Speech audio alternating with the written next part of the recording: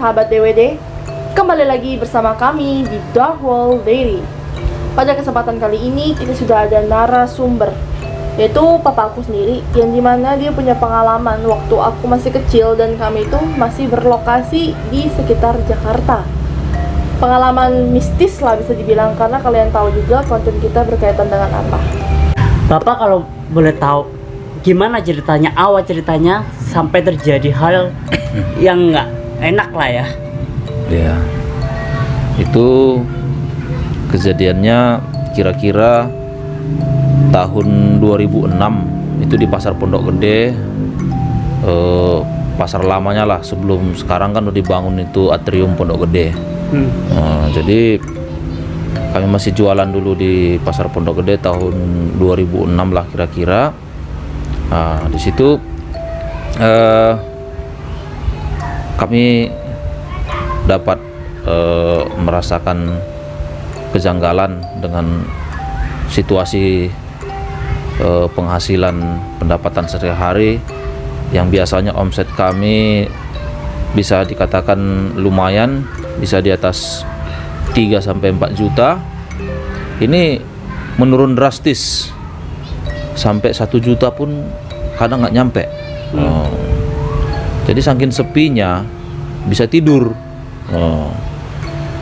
Jadi ketika situasi pasar itu kira-kira lebih kurang 1 bulan sepi, jadi saya selalu ambil sikap, selalu sih berdoa ya. Berdoa, sikap berdoa. Tapi anehnya kok saya doang sepi, orang lain kok rame. Langganan saya yang biasa belanja kok nggak datang. Kelihatan dari depan toko dia lewat tapi nggak menoleh ke toko gitu. Nggak menoleh dia ke toko. Jadi pada suatu saat saking sepinya saya tidur. Saya ambil kardus, saya buka, saya gelar di bawah di lantai yang kosong, saya tidur di situ. Di saat saya tidur itu, karena yang menjaga di depan kan udah ada karyawan 2 dan kebetulan mamanya si Meli juga ada di situ.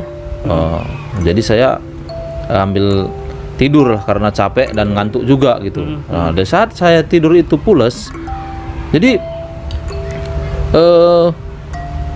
kayak seperti mimpi dibilang, tapi kok kayak nyata gitu. Saya nggak sadar seperti kok, karena gini, saya melihat ke bawah, kok tubuh saya di bawah, kok saya melayang gitu. Aneh, belum pernah saya mengalami seperti itu. Jadi ya saya bingung kan, apa ini saya sudah mati apa gimana ini? Kok tubuh saya di bawah, saya melayang, bisa kayak berenang di air, bisa melayang-layang. Jadi pantesan saya panggil-panggil nggak ada yang denger. Jadi ternyata tubuh saya di bawah gitu. Jadi saya ambil berdoa supaya saya kembali ke tubuh saya gitu. Itu kembalilah saya ke tubuh saya kan. Pas saya kembali ke tubuh saya tidur lagi pules. Disitulah mimpi saya. Saya melihat orang tua, kakek-kakek, pakaiannya putih semua, seperti pakai jubah gitu. Coba putih gini, Pak. Putih, tapi putih semua. Jadi mukanya nggak kelihatan, tapi dari bagian mukanya itu keluar seperti cahaya putih, cahaya gitu. Di saat saya menoleh ke dia, saya sebenarnya penasaran, kepo, bagaimana sih wajahnya gitu kan. Tapi dia kayak sampingan gitu ya. Dia tetap nggak mau menunjukkan mukanya gitu. Jadi disitulah dia berbicara, hai anak muda, bangunlah, bersihkanlah tokomu ini, jangan malas-malasan, katanya gitu. Begitu dia ngomong selesai gitu, dia menghilang. Dia menghilang, saya kan sempet nyari kemana itu orang tua gitu. Kemana, saking bingungnya terbangunlah saya kan. Bangun, saya duduk. Loh, ternyata saya mimpi kok kayak kenyataan gitu. Jadi orang tua tadi maksudnya apa itu? Jelas banget di kuping saya. Hei anak muda, bangunlah, jangan malas-malasan, bersihkanlah tokomu ini. Jadi kan saya melihat ini banyak sarang laba-laba memang di atas toko, di luar gitu kan. Jadi apanya maksudnya? Masih tanda tanya, apanya maksud orang tua ini? Apakah itu malaikat apa gimana? Saya bingung, belum bisa saya memastikan apa itu. Ya mungkin ya mimpi biasa ya, gitu kan. Jadi karena udah sore jam 5, saya bilanglah sama anak buah saya 2 orang, ayo kita nutup, tapi sapu lidi dikeluarin dulu ya, nanti tutup rolling door bagian depan doang, samping jangan, karena masukkan sapu lidi nanti gimana gitu. Terus buat apa bang? Nih sarang laba kita bersih-bersihin. Saya belum cerita itu tentang mimpi saya tuh belum cerita, nanti malah saya ketawain kan. Iya, jadi nggak mau saya cerita, nanti konyolnya abang ini karena toko sepi kan gitu kan. Iya, benar. Jadi ya saya nggak mau cerita. Jadi yaudah dia nurut aja, dia bersihin, dia keluarin tuh sapu. Yaudah setelah selesai dimasukin barang yang mau dimasukin, tinggallah turunin loring door yang paling depan, diturunin. Yaudah saya keluar. Itu yaudah bersihin kan, sapu bersih semua ya kan. Nah pas giliran saya yang megang sapu pas begini ke atas ini, melihat di terminal listrik kok ada kayak bungkus-bungkus putih gitu kan. Saya penasaran, dijolok pakai sapu nggak nyampe.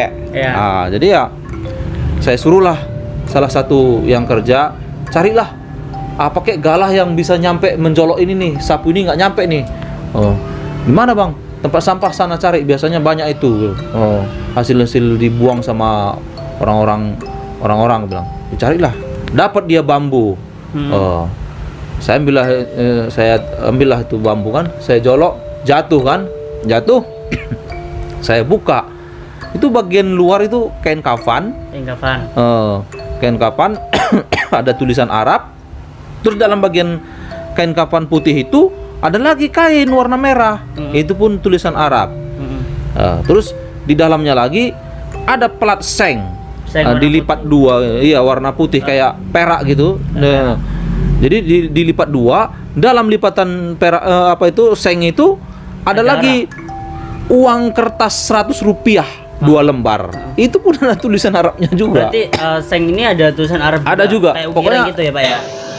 Kayak tulisan apa? Kayak tulisan biasa lah, kayak tulisan biasa, bukan di apa? Tulisan Arab aja.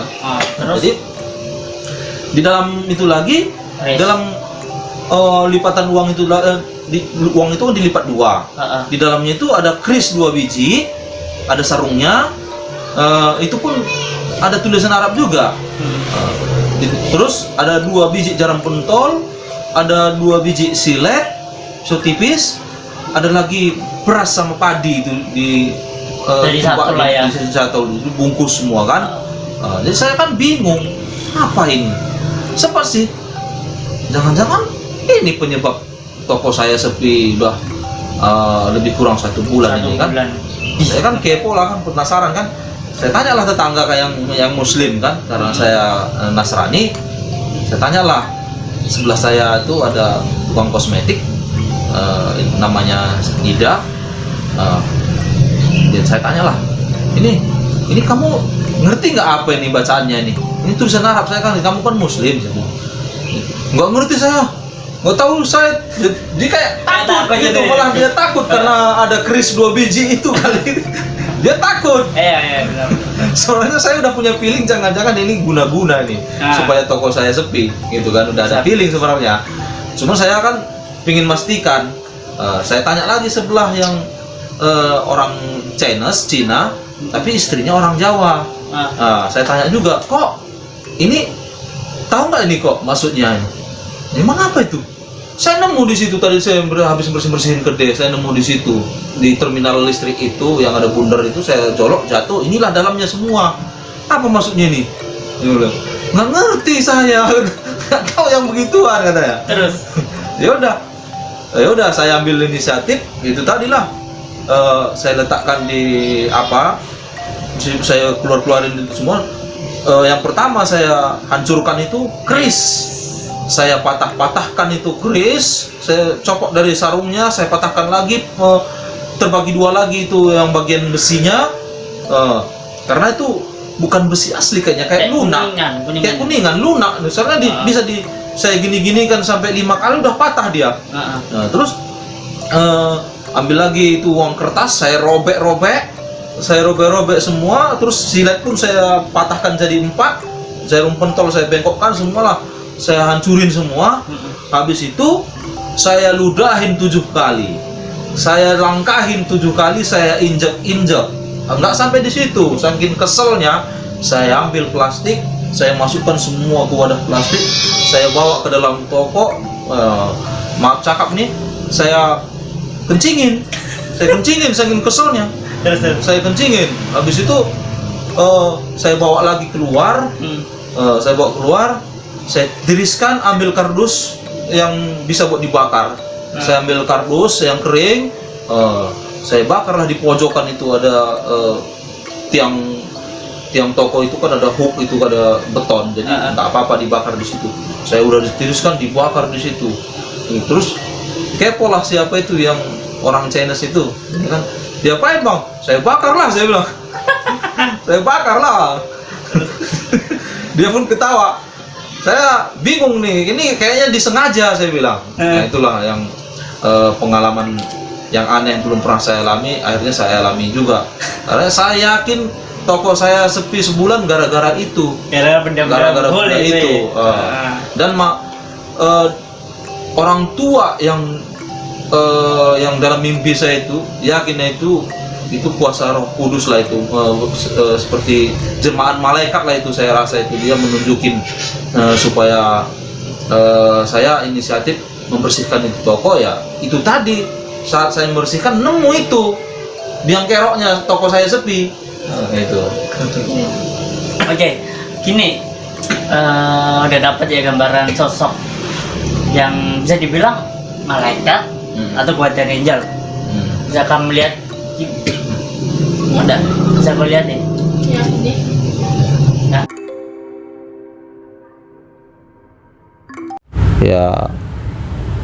Ya bukan doa kita, mungkin kena karmanya dia, akhirnya dia kan sakit jantung.